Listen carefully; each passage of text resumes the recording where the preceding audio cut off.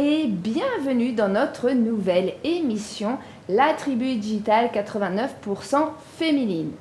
Aujourd'hui, on va se concentrer sur la visibilité. Et oui, parce que lorsqu'on est entrepreneuse dans un monde où la visibilité est devenue une véritable monnaie, où les algorithmes valorisent ce qui est vu, ce qui est entendu, et c'est plus que jamais essentiel pour les femmes entrepreneuses de sortir de l'ombre. Non pas pour briller artificiellement, mais pour rayonner avec authenticité et puis construire aussi une marque personnelle forte pour pouvoir être présente sur les réseaux sociaux, mais pas que. Alors, pour parler de ce sujet, nous allons recevoir dans un instant mon invitée Sarah. Mais avant tout, comment vas-tu, Charlène? Je suis ravie de te retrouver aujourd'hui sur ce plateau. Bonjour Nathalie, je vais bien, merci. Et toi alors? Très bien également. Bon, tu es prête à parler marque personnelle? Tout à fait. Eh bien, on va recevoir notre invitée Sarah. Ouais. Bonjour Sarah. Bonjour Sarah. On est ravis de t'accueillir sur ce plateau. Alors aujourd'hui, on va parler de leadership, on va parler de marque personnelle, bien sûr au féminin, de visibilité aussi choisie et puis surtout de courage d'incarner son leadership. Et donc, tu es une spécialiste dans ce domaine. Est-ce que, avant qu'on rentre vraiment dans le sujet, est-ce que tu peux nous présenter, enfin te présenter plutôt, qui tu es et puis un peu ton parcours? Bien sûr, déjà merci beaucoup pour l'invitation. Je suis vraiment très contente d'être parmi vous. Alors moi je suis Sarah Froidefond, Sarah avec 2 R, voilà. Mon père s'est trompé à la naissance, voilà ce qui fait mon originalité. Et moi je me qualifierais d'une personne passionnée par la vie, par les humains. J'aime avoir des échanges sincères avec les personnes et moi j'aime voir les gens rayonner, vraiment dans toutes les sphères de leur vie. Et ça depuis toute petite. Et donc vraiment aujourd'hui je me dirais, ma mission, c'est vraiment de transformer les humains en leaders courageux. Donc je dirais tout le monde, toutes les personnes qui sont dans mon entourage, je veux qu'ils deviennent comme ça. Et j'ai vraiment mis mon focus en fait sur les managers et les dirigeants en entreprise parce que je crois vraiment que s'il y a un changement qui se fait au niveau de la tête, eh bien tout va redescendre. Et aussi j'accompagne aussi des particuliers pour qu'ils aient plus de leadership. Donc je suis à la fois coach, consultante, formatrice et conférencière. Voilà. Pas mal de casquettes. Voilà. Alors est-ce que tu peux nous définir qu'est-ce qu'un leader? Parce que peut-être que nos auditeurs et nos auditrices n'ont pas la même définition.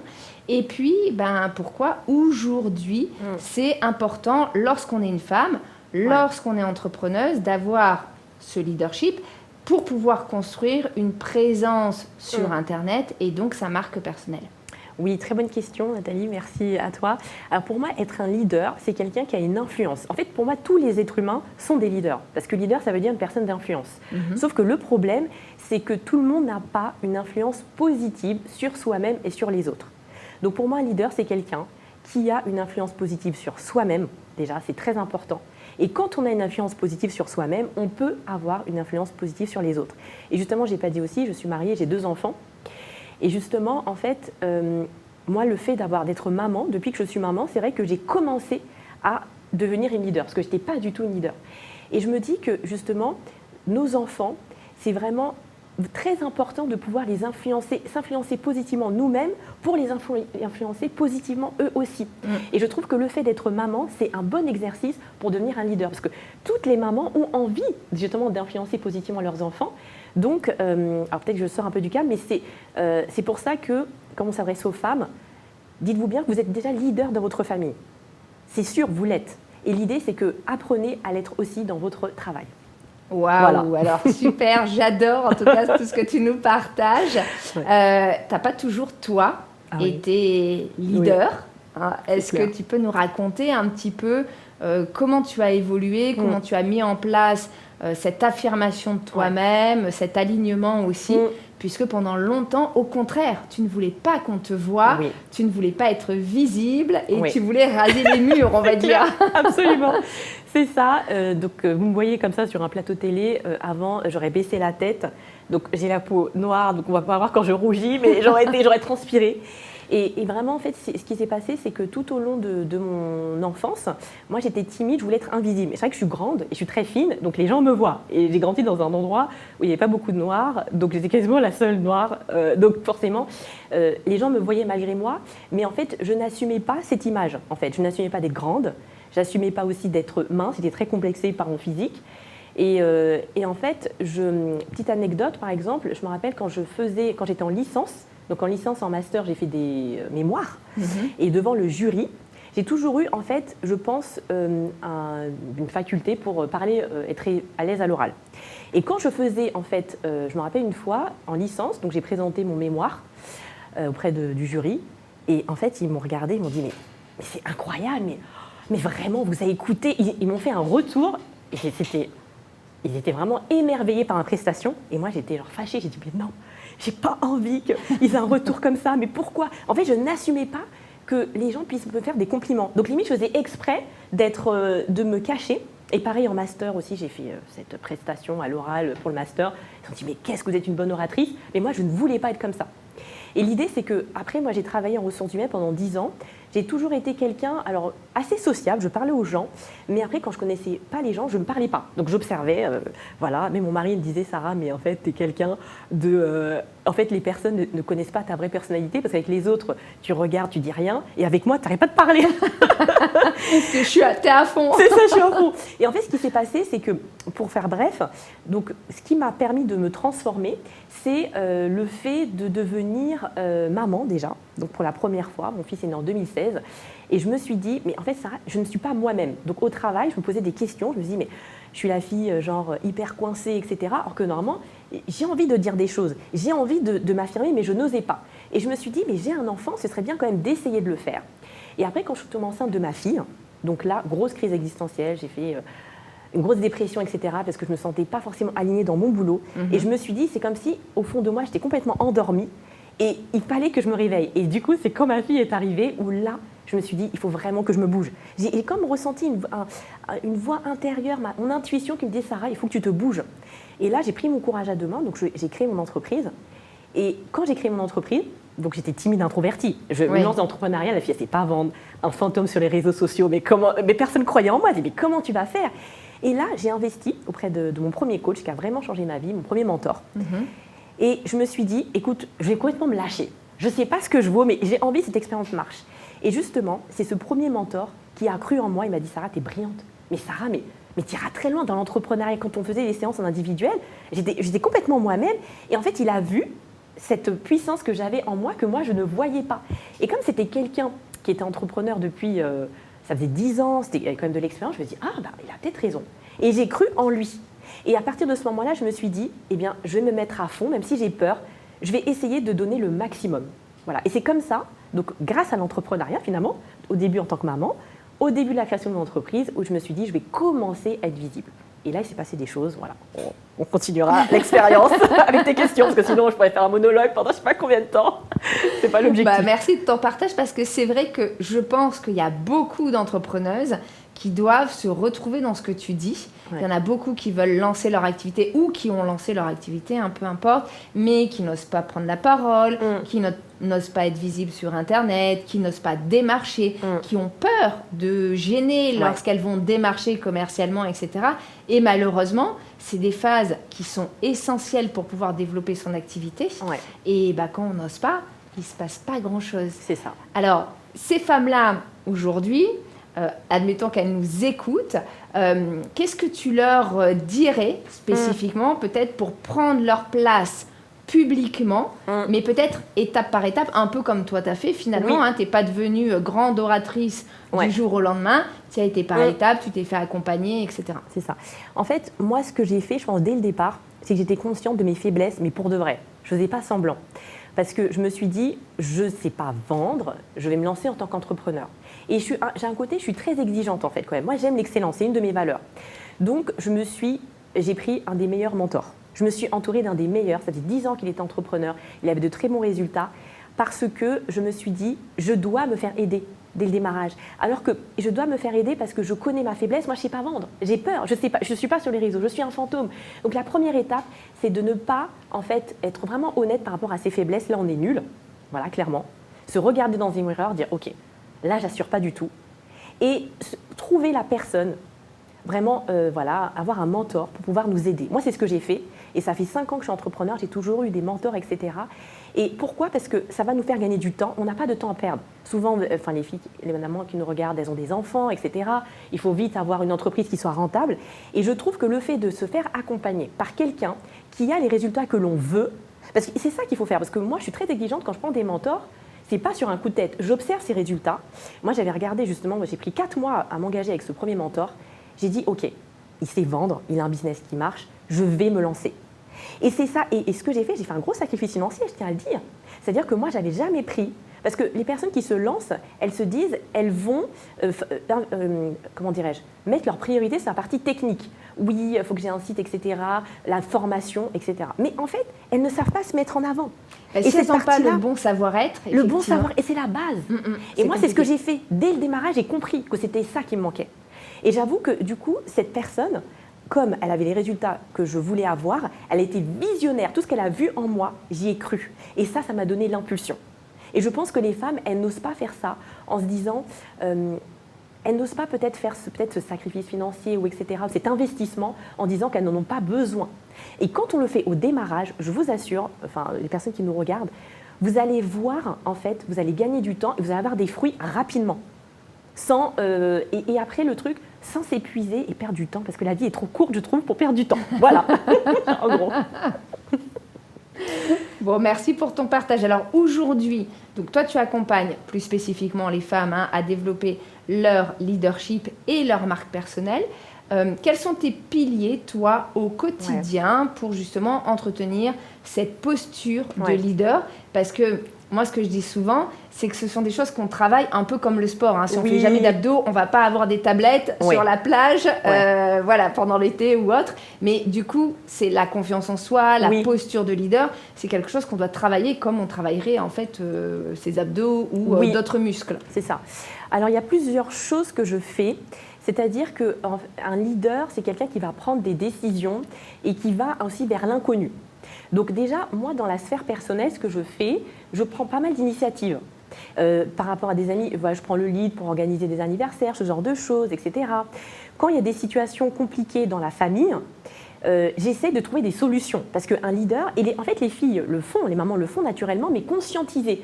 Ah, mais là, je suis en train de trouver des solutions pour ma famille, pour mes enfants, et je développe des compétences de leader. Ça, c'est très important. Et ce que je fais vraiment, mon socle, moi, c'est vrai que je suis très croyante, ma foi est très importante, et je nourris ma foi, ma spiritualité, parce que c'est là que je puise mon ancrage. Et s'il y a des personnes aussi qui ont besoin de ça, c'est important d'avoir un espace pour ça. Et ce que je fais également, c'est que alors moi, je suis un peu multitalent, je me connais bien. Et c'est ça, c'est important de bien se connaître et d'aller à la découverte de soi-même. Donc moi, je sais faire plusieurs choses, un côté un peu artistique. Et en fait, je chante du gospel dans une église. Et ça me nourrit aussi. En fait, ça stimule mon énergie. Et je suis très focus, mais c'est-à-dire que j'ai cette activité que je fais en plus de mon activité entrepreneuriale, vraiment qui me nourrit énormément. À chanter, c'est waouh, j'aime trop faire ça. Je fais de la scène, etc. Pour chanter du gospel, ça me nourrit. Et ça aussi, ça va me permettre d'avoir une bonne énergie et d'influencer, parce que ça, n'oubliez pas, être un leader, ça va me permettre de m'influencer positivement moi-même, je vais être bien avec moi-même, parce que j'ai mes routines, etc. Et donc, je vais pouvoir influencer positivement les autres, et notamment les clients, parce que, en fait, le but quand on est entrepreneur, c'est quand même que nos clients viennent à nous, d'avoir une marque personnelle, mais je vais dégager une bonne énergie, et les gens vont venir vers nous. Parce que l'idée, c'est qu'on a tous des problèmes. Vous voyez, on a tous des problèmes, etc. J'en ai plein comme tout le monde. Mais on est responsable, c'est à nous d'avoir une bonne hygiène de vie, une bonne routine pour maintenir notre énergie, vraiment un bon niveau d'énergie pour attirer nos clients. Parce que si on est genre en mode désespéré, on fait peur, personne ne viendra à nous. Voilà. C'est clair, voilà, ça va être compliqué de vendre, effectivement. Voilà, c'est ça. Bon, est-ce que tu as aujourd'hui des outils, justement là tu parlais un peu des techniques, est-ce que tu as des outils spécifiques pour asseoir ta crédibilité justement et puis peut-être inspirer des prospects à venir à toi? Oui. Alors déjà, c'est pour les personnes qui sont sur les médias, c'est important de voir sur quel support vous êtes le plus à l'aise et surtout sur quel support vous avez le plus d'impact. Moi, quand je me suis lancée au démarrage, je me suis dit, alors mon premier business coach, il m'a dit, Sarah, ce qui marche le mieux vraiment, c'est la vidéo sur les réseaux. Pourquoi ? Parce que la vidéo, ça crée du lien avec ton audience. Et comme on est dans une société un peu déshumanisée, les gens ont besoin de connecter rapidement avec les autres. Donc moi, j'avais jamais fait de vidéo. Donc j'ai testé, j'ai fait une première vidéo YouTube. Et moi, je partage les vidéos et je vois, il y a des gens qui pleurent. Enfin, je me dis, les personnes sont touchées, quoi. Je me suis dit, il y a un truc. Donc l'idée, c'est que là, si vous regardez cette émission, vous dites, je ne sais pas, tester pour voir en fait quel est le support qui vous correspond le plus. Est-ce que c'est à l'écrit ? Il y en a qui ne sont pas bons en vidéo, à l'écrit, et ça, c'est très important. Et aussi, en fait, j'ai animé une conférence là, il n'y a pas longtemps. Et ce que je disais, c'était que des femmes, et je leur disais, quels sont vos talents ? Ça, c'est très important parce que souvent, les compétences, c'est des choses qu'on fait bien. Mais des talents, c'est des choses que vous faites naturellement sans réfléchir. Et votre entreprise, vous devez avoir vos talents qui sont là. Sinon, ça ne sert à rien, rester salarié. Et moi, justement, j'avoue que j'ai compris très vite là où j'excellais.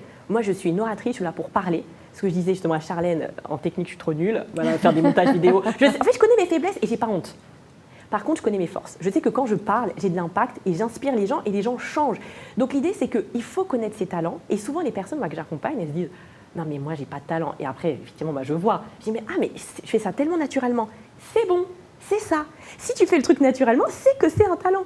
Et donc ça, il faut que ce soit au centre de votre entreprise. Parce que souvent, les gens, ils vont faire l'entreprise par rapport à ce qui marche. Partez de vous-même. Et c'est comme ça, quand vous allez faire ça, vous allez vraiment être unique. Et là, vous construisez votre marque personnelle. Petit à petit. C'est pas du genre, moi je suis pas en mode, c'est-à-dire oui, chercher des trucs techniques, partez de vous. Parce que votre marque personnelle, c'est ce que vous êtes au plus profond de vous-même. Et c'est ce que les gens veulent sur les réseaux. On en a marre des trucs fake où les gens font semblant, ça se voit direct. Et ce que les gens veulent, c'est une connexion authentique de cœur à cœur. Donc quand on fait cette démarche, du coup, vous allez voir, il va se passer des choses. Je vais peut-être un peu dans tous les sens, ça va Nathalie ou... Très bien, okay. Écoute, en tout cas, moi je parle beaucoup. Non, pas de souci. Okay. En tout cas, merci beaucoup pour un peu tous ces partages, à la fois techniques, d'outils, et puis aussi de se recentrer sur soi, parce que tu as raison. Souvent, lorsqu'on crée sa boîte, on se dit, il faut que je fasse ça, il faut que je fasse ça, il faut que je fasse telle formation, etc. Et on oublie que finalement, le savoir-être est aussi, voire plus important que le savoir-faire.